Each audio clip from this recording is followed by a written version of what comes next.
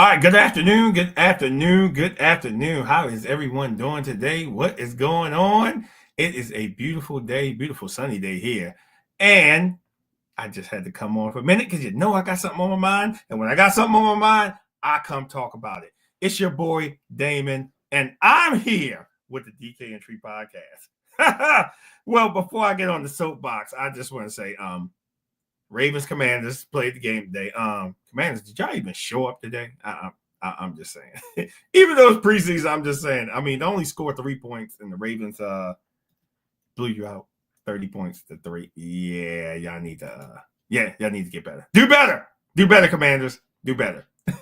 Hey, one person does have their job, and that is what's his name? That's the kicker. Tish, where you been? Whatever. Grandpa Aaron is not going to help y'all out on this one, okay? I've been looking for you anyway. Grandpa Aaron is not going to help you out with this, so it's all good. It's all good.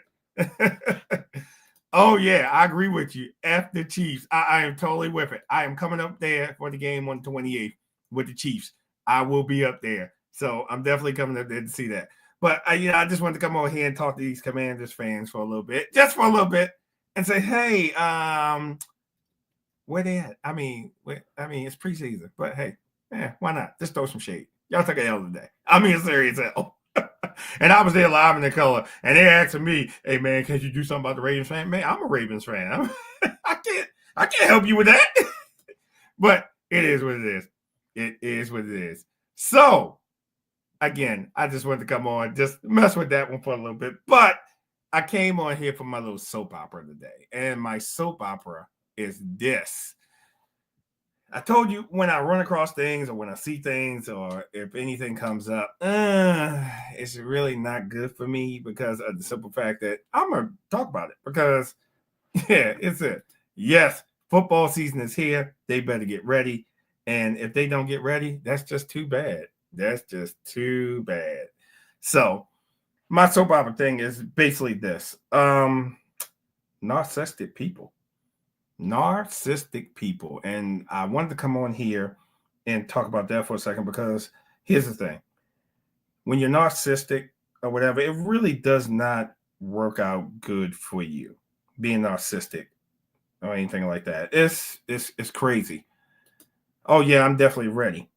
Yeah, so being narcissistic and just basically like being in relationships and stuff like that, being narcissistic. And control. Remember, I've said this whole thing of domestic violence. Domestic violence is bad all the way around. And when domestic violence is bad, it's really, really bad. So, you have to take an account of what somebody may be going through, what someone has experienced, and then what control someone has over someone. And when you see it and you try to help the person get out of the situation, it's just sometimes the person is just not ready. You can kick them, you can say whatever you want, and they're just not ready to get themselves out of the situation. But when narcissistic, it's like you can see it, but the person that's in the situation doesn't see it. Manipulation, absolutely. And when you go through that and you have loved ones that just try to get you out of this situation or just talk to you, say, hey, this is not good for you. This is not going to be bad for you. And it's not going to work out good for you, especially if you have a good career and something like that. And you got somebody just controlling your life, just trying to control your life and get your life. And it's just a bad situation all around. And me seeing something like this and seeing how controlling someone or someone's using their self to try to intimidate someone else. Like, I am the alpha dog, I am this, and you're not going to do anything. And in point in case, when you see if they're out in the setting and if the partner goes and talks to someone and then the narcissistic person just comes up, hey, let's go. Hey, let's do this. You're controlling the whole area. Yeah, when does it stop? It doesn't stop. This cycle has to be broken. And like I said, it's just bad because not only does it mess with you mentally, it messes with you physically too. Generally in situations like that, the person really need some help to get out of this situation. It's not talked about enough. What does the receiver do? The receiver, until something clicks that they have to get out of this situation, they have to get out of this situation. And seeing something like that firsthand, I said, this is not talked about enough, because again, it goes on out here a lot, and a lot of people don't do anything about it whatsoever. They just sit there, they take it or whatever, because my mental ain't all there. Yeah, I get it. And that's just the thing, because if someone is not strong enough to get out of their situation, they're stuck. And then they start making excuses for this person's behavior. And it's really, really sad. And you see the excuses. Oh, it was my fault that I did this. Oh, it was my fault that I did that. And it's not. It's never their fault. I don't know why they protect the abuser. They always protect them. You could have family members that could try to step in. You could have loved ones try to step in. You could have friends that would try to step in, and they'll defend the abuser versus knowing that, hey, this is wrong and I need to get out of this situation. And it's really, really sad. And like I said, just seeing that it made me cringe, because I saw it and I saw how it was. And I saw the intimidation, and I looked at it and I was like, this is a bad situation. But like I said, the abuser, is trying to intimidate other people. Like, it's going to be my way or no way.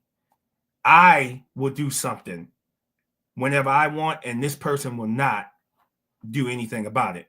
And what about my feelings? That's just a selfish spirit. Tish, I agree with you. It is a selfish spirit. It is. But remember, this is a narcissistic person, all about themselves, right? They don't care what you think. It's all about them. So again, you just got to be strong enough to remove yourself from that situation. If you're not strong enough to remove yourself from that situation, it's a problem. And what it is that they don't really see that it's a problem for them, because they're so conditioned to being treated that way. And it's really, really sad. And it's sad. And it upsets me, because I have daughters. And I never want any of my daughters to go through any situations like that, going through some man mentally, physically, or anything abusing them, because the end result is something could happen to them where they don't come back from. So they need to walk away.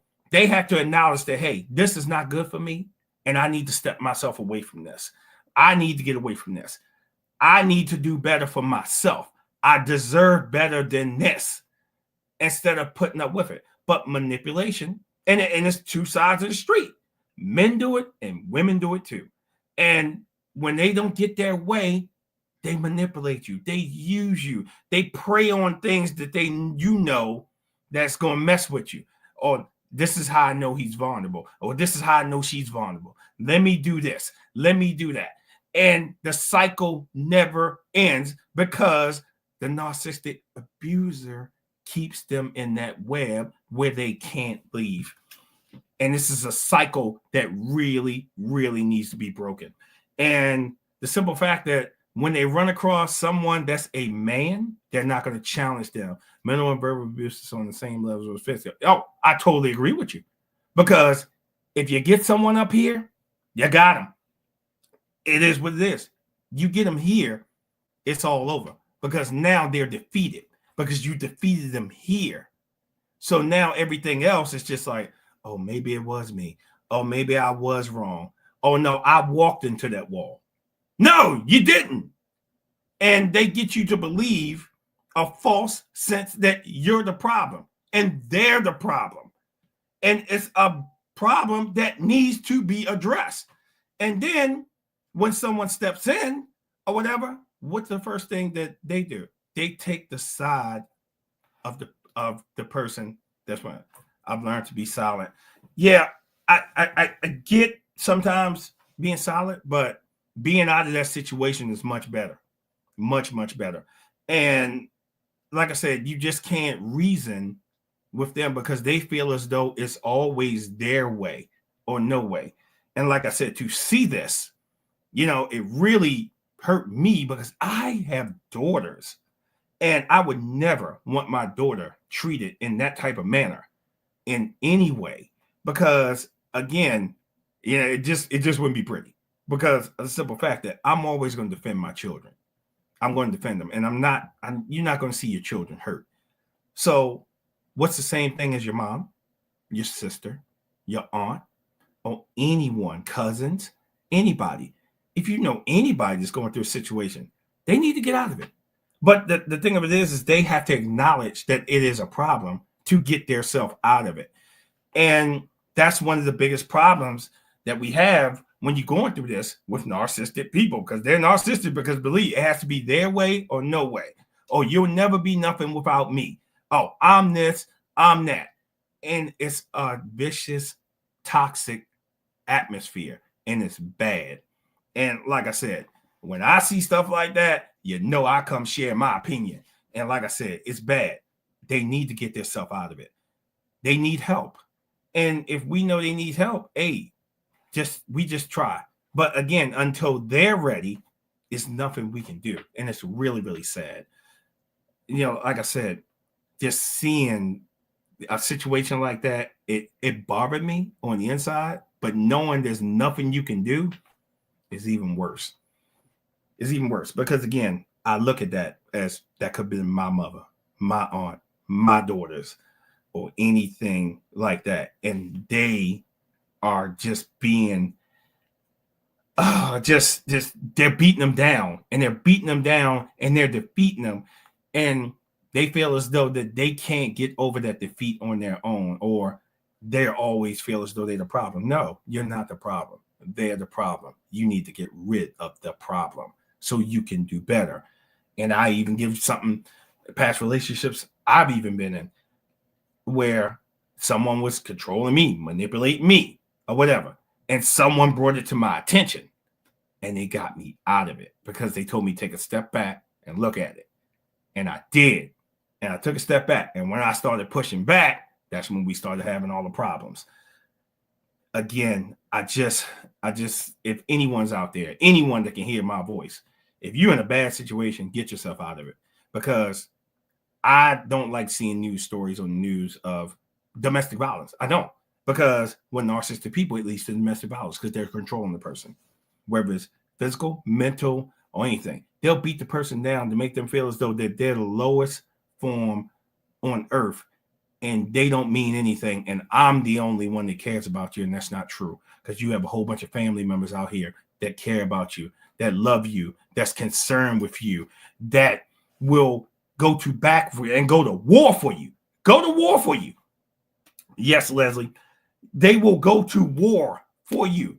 But until that person is ready to come out their situation, there's nothing we can do but just stand by and just watch this mess that's just folding in front of you. Like I said, it bothered me a lot. It does, because again, for the simple fact that I have daughters, and I would never want my daughter to be treated any way of the sort. None. So again, if you know somebody that's going through that, if they, until they're ready to leave, there's nothing really we can do. But we got to tell them we still love them. Like, we love you. That's not love. What you're being shown over there is not love. That's abuse, and you need to remove yourself from it. But they just don't. And I just don't understand why. I don't understand why someone would stay in a relationship where someone's messing with your mind, someone's physically putting their hands on you. I just don't understand why you would put yourself through that. I don't understand. And I don't really care to understand, because of the simple fact that I believe there's always, you can get yourself out of it. There is a better way, and there is someone else better than what you're going through. Or for the simple fact, take time for yourself. Take a step back. Say, hey, you know something? I need to relax. I need to sit back. I need to fix myself and then go back. But to keep yourself in that situation, that's going to lead to health problems, health issues, and God knows what else. Because Now you all stressed out because of all this other stuff. And just best believe there's a lot more going on that we don't see. And that's the part that's really the scary part, because we don't see that.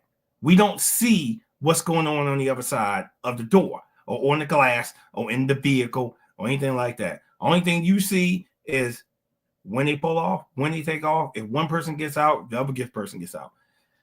It's a vicious cycle and it needs to stop. It does. But they have to try to remove themselves from that situation.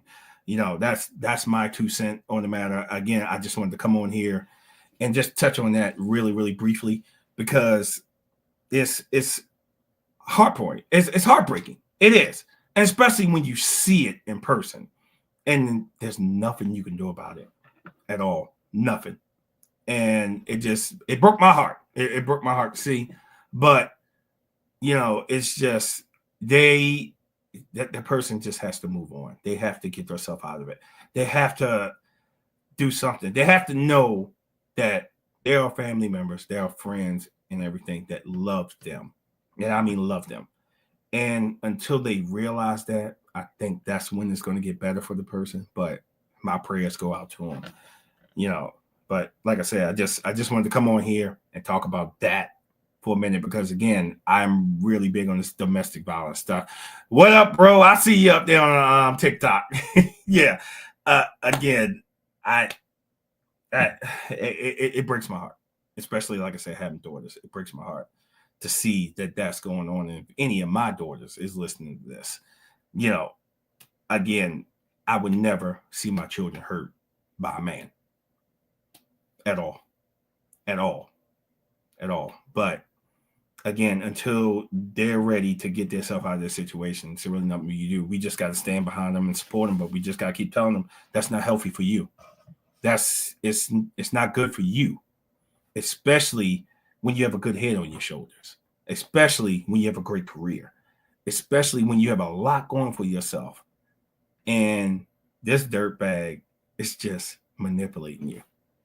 And yeah, if the person hears it, I quietly don't give a damn. But what I'm saying is this: it needs to stop. But that person needs to protect themselves at all costs.